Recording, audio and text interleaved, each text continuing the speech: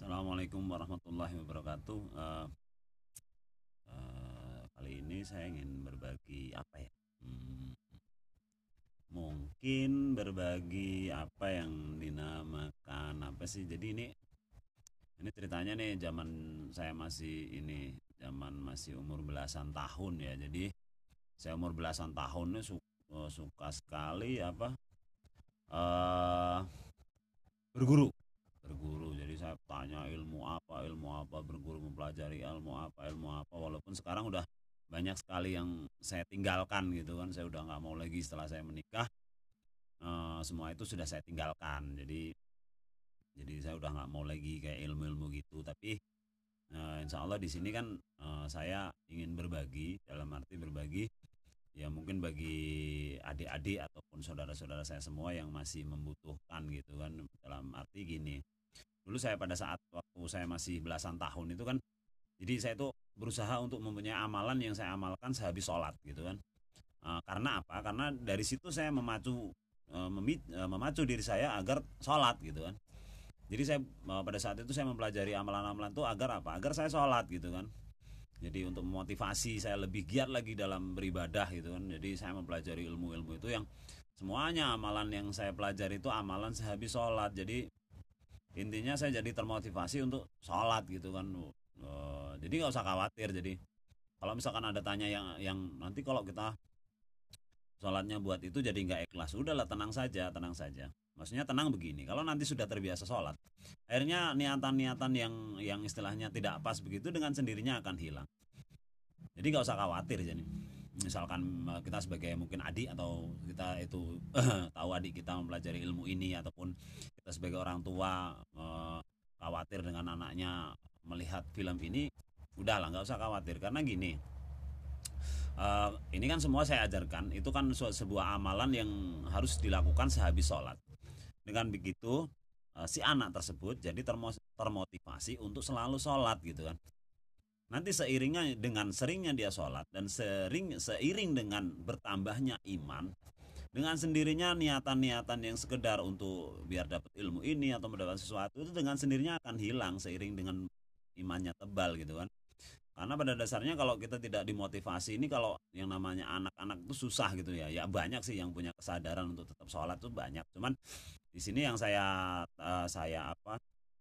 jadikan sasaran adalah bagi orang-orang yang tidak, istilahnya semangat sholatnya jadi kurang, terus syukur-syukur jadi bertambah dengan adanya amalan ini. Jadi ini saya dulu dapatnya dari Pondok Pesantren Tebu Ireng ya.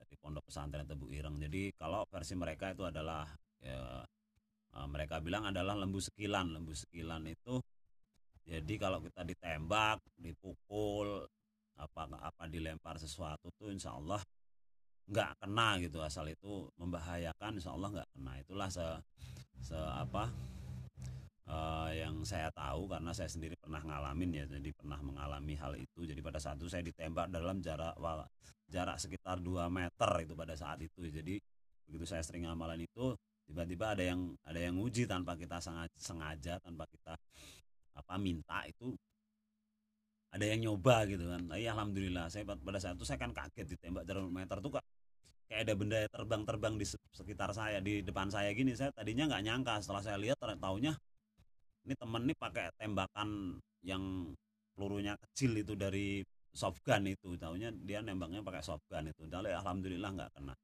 Tapi itu dulu. Jadi gini nih amalannya. Jadi kan pada saat itu kita menggunakan amalan ya. Amalan itu sehabis sholat.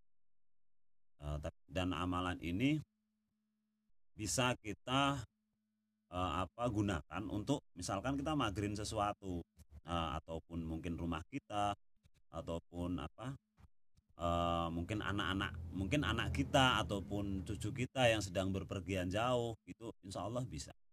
Nanti saya akan kemukakan bagaimana sih caranya. Jadi yang penting kita amalan diri diri sendiri dulu ya. Jadi pada dasarnya begini nih. Nah, sebentar saya cari apa ya, cari ballpoint. Ntar saya cari spidol dulu.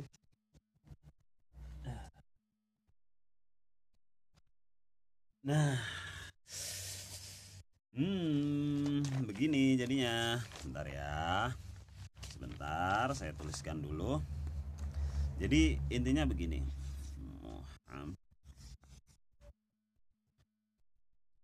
Muhammad.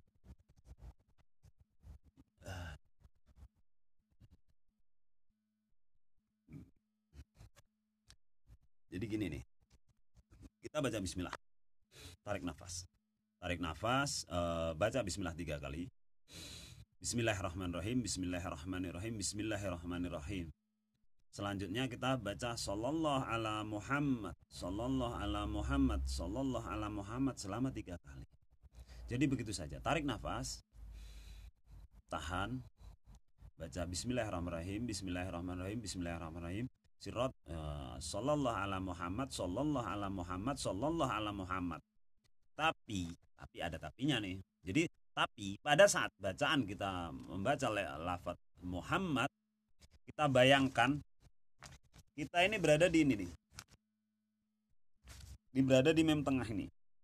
Kita berada di sini. Jadi pada saat kita Muhammad, kita mensugestikan diri. Ini kan mem.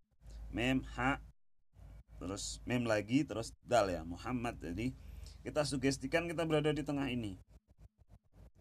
Jadi kita bayangkan, jadi pada saat kita sallallahu ala Muhammad, kita bayangkan tulisannya tuh gede. Tulisannya gede ya, kita berada di mem tengah. Kita berada di mem tengah itu. Jadi pada saat kita selalu pada lafaz Muhammad, kita bayangkan sallallahu ala Muhammad. Muhammad. Jadi sallallahu ala Muhammad, sallallahu ala Muhammad, sallallahu ala Muhammad. Begitu saja. Nah, ini terus itu yang buat diri kita ya. Jadi itu amalan setiap habis sholat, itu amalan saya dulu gitu kan, tapi tidak ada salahnya saya berbagi gitu kan, karena saya juga ingin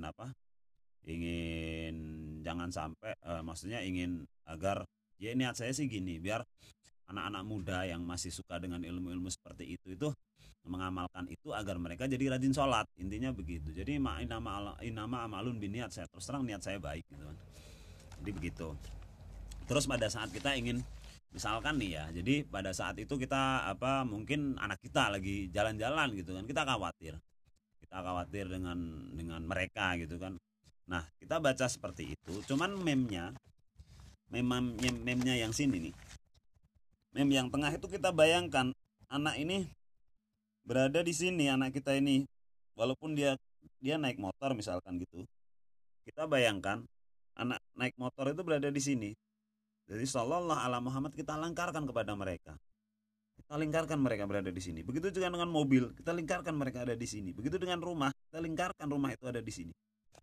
Begitu seterusnya. Jadi ritualnya sama, cuman pada saat itu yang membedakan adalah yang kita bayangkan. Jadi kalau itu misalkan buat diri kita bayangkan kita berada di tengahnya. Cuman kalau buat orang lain, itu kita bayangkan orang lain itu di tengahnya. Kalau itu buat pagerin rumah, kita buat lingkaran mem rumah itu berada dalam mem tengah tersebut gitu. Kalau saya begitu. Jadi itulah yang saya tahu begitu. Jadi itulah. Jadi insya Allah itu nanti kalau kita dilempar ataupun asal dia dengan niat jahat ya, tapi kalau dicoba sih saya nggak jamin gitu ya. Cuman pada saat kita kepepet itu insya Allah setahu saya muncul ilmu kekuatan itu akan muncul. Jadi saya pikir ya itu saja dari saya. Jadi yang penting saya pesan, jadi manfaatkan itu dengan baik, karena pada dasarnya niat saya cuma agar saudara-saudara semua terutama yang masih berdarah muda itu termotivasi agar giat ibadahnya gitu. Jadi dia jadi rajin sholat gitu kan, karena itu harus aturannya emang harus 5 waktu. Jadi habis isya, habis subuh, habis duhur, habis asar, habis maghrib gitu, terus begitu. Insya Allah. Jadi gini nih keuntungannya kalau amalan habis sholat itu jadi kita jadi satu, kita dapat pahala sholat gitu kan. Terus paling tidak kita jadi mendisiplinkan diri untuk sholat. Terus kita juga jadi jadi kita selalu ingat sholat lah, intinya begitu. Jadi maksud saya itu begitu, karena alhamdulillah dulu saya umur belasan tahun itu saya memang mempelajari suatu amalan-amalan yang memang saya lakukan saya habis sholat, yang nanti bisa motivasi saya untuk menjadi sholat gitu kan, jadi lebih giat lagi gitu kan. Jadi itu saja dari saya. Jadi mungkin dia akan datang apa film apa selanjutnya saya akan memberikan tips ilmu kebal. Jadi ilmu kebal itu pun juga amalan habis sholat. Jadi karena dulu saya pernah jadi gini nih, pada saat itu kan dulu banyak sih, pada zaman saya muda itu kan banyak ilmu kebal itu. Saya pada saat itu saya ke tempat, ke Pasuruan kalau nggak salah, saya ke Pasuruan. Jadi Pasuruan tuh saya dikasih yaitu ilmu kebal, yang intinya kalau kata yang ngasih itu ya, soalnya saya sendiri juga emang emang pada saat itu sebuah amalan yang yang saya minta itu bukan hanya sekedar kebal, tapi andaikan kita dipukul dengan balok balok kayu gitu. Soalnya kalau di daerah pada saat saya sering datengin tempat-tempat yang istilahnya guru spiritual spiritual gitu, kalau cuman nggak mempan bacok itu bukan kita nyepelein ya, cuman udah biasa gitu kan. Tapi yang jelas itu kita juga nggak mempan kalau kita digebut balok gede gitu, balok gede itu kita nggak mempan. Nah itu dulu saya targetnya begitu, makanya saya sampai saya bela-belain saya ke Pasuruan gitu kan, saya dapat ilmu itu. Tapi itu akan saya bahas di sesi yang berikutnya gitu saja. Jadi saya akan berusaha berbagi dengan sesuatu yang saya miliki dan menurut versi pengalaman saya. Jadi itu saja dari saya.